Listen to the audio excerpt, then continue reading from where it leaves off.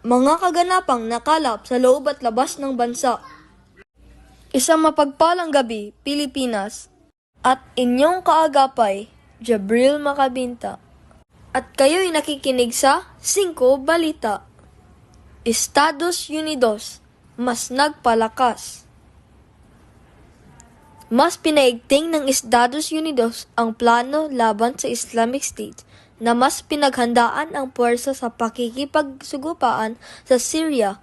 Pinalaki rin ang bilang ng mga sundalo sa safer zones at pagpapalawig sa kalaman at kakayahan sa pakikipagsugupaan.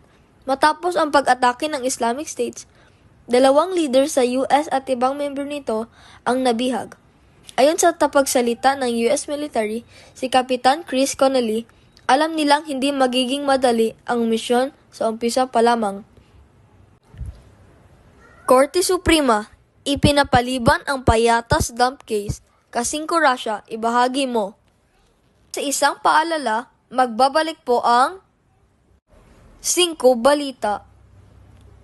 Kayo'y patuloy na nakikinig sa 5 Balita. Para naman sa ating balitang esports mula sa Taipei, Kasingko Lyra, ibahagi mo.